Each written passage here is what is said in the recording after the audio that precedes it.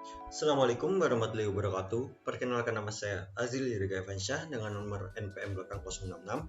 Di sini saya akan meresum kembali pada mata kuliah Pengantar Sistem Informasi pada materi kegagalan proyek ETI pada minggu ke-14.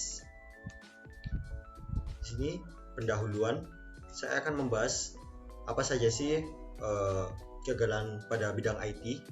Menurut penelitian Blog dan kawan-kawan pada tahun 2012, statistik rata-rata tingkat kegagalan proyek pada bidang IT skala besarnya adalah sebagai berikut.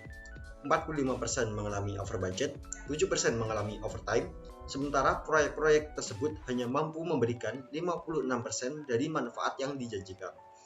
Lalu survei dari Zarela dan kawan-kawan pada tahun 2005 memberikan data yang juga sama mengkhawatirkannya.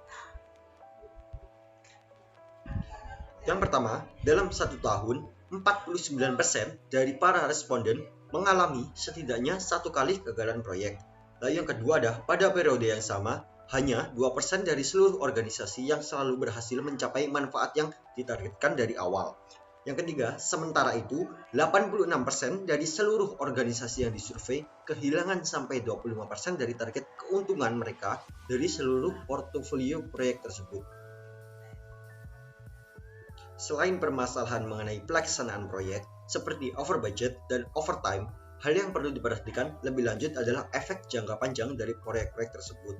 Pada Larsen dan Mears tahun 1999 mengingatkan bahwa sebuah proyek dapat dianggap sukses ketika awalnya diluncurkan, namun kemudian dapat berubah menjadi suatu kegagalan. Meskipun hasil finansial jangka pendeknya spektakuler, implikasi jangka panjang dari perubahan sistem TI dapat sangat mengkhawatirkan. Selanjutnya saya akan membahas kegagalan proyek ETI. Yang pertama ada dari Greyhound Lines Inc.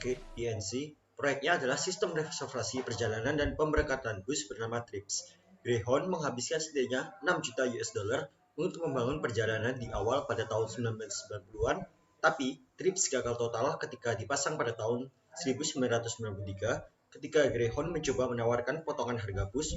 Untuk menghindari penggunaan sistem, kantor tiket Greyhound harus menulis tiket dengan tangan dan pelanggan harus mengantri. Dari beberapa orang bahkan ketinggalan bus, jumlah penumpang menurun 12% dalam hanya waktu 1 bulan. Hanya beberapa minggu setelah menjalankan perjalanan, Greyhound terpaksa menonaktifkan di beberapa wilayah saat mencoba melacak akar penyebab masalahnya.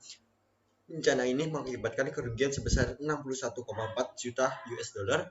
Untuk paruh pertama pada tahun 1990, CEO dan CFO Greyhound bahkan mengundurkan diri. TRIPS kemudian berhasil dioperasikan, tetapi Greyhound tidak pernah dapat memulihkan status Master of Transport-nya.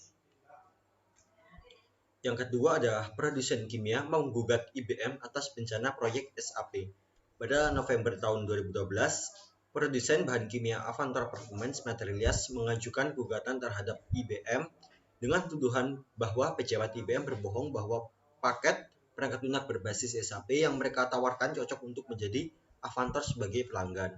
Namun, perlu dicatat bahwa sistem yang diberi nama Express Life Science Solution dianggap tidak cocok untuk Avantor dan proyek perangkat lunak berikutnya telah mengakibatkan perusahaan hampir berhenti beroperasi.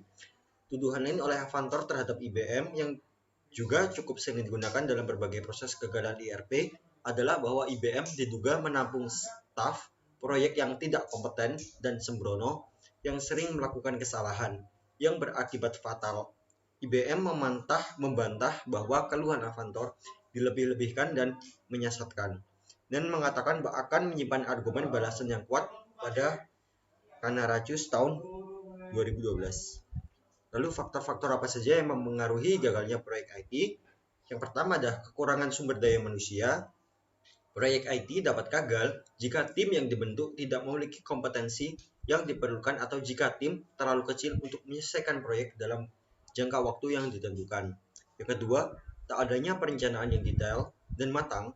Perencanaan yang buruk dapat menyebabkan proyek terlambat selesai atau tidak sesuai spesifikasi yang ditetapkan. Yang ketiga adalah kekurangan anggaran. Proyek IT dapat gagal jika anggaran yang tersedia tidak cukup untuk menyelesaikan proyek sesuai rencana. Yang keempat adalah kendala teknis. Proyek IT dapat gagal jika terjadi kendala teknis seperti masalah kompatibilitas, kegagalan perangkat lunak, atau kerusakan hardware. Yang kelima ada kekurangan komunikasi dan koordinasi. Proyek IT dapat gagal jika tidak ada komunikasi yang efektif antara tim atau jika tim tidak dapat bekerja secara koordinatif untuk menyelesaikan proyek. Kesimpulan yang dapat diambil dari penjelasan saya di atas yakni secara keseluruhan kegagalan proyek IT dapat disebabkan oleh berbagai faktor seperti perencanaan yang buruk, kekurangan anggaran, kekurangan sumber daya manusia, kendala komunikasi dan koordinasi, serta kendala teknis. Kegagalan proyek teknologi informasi tetap saja sering terjadi pada masa kini. Meskipun perkembangan teknologi telah sedemikian pesatnya, kegagalan terutama terjadi pada proyek yang memiliki kompleksitas tinggi dan berjangka pendek. Tidak ada jaminan bahwa suatu institusi tertentu dapat terbebas dari kegagalan tersebut, baik itu institusi swasta, pemerintah, maupun militer.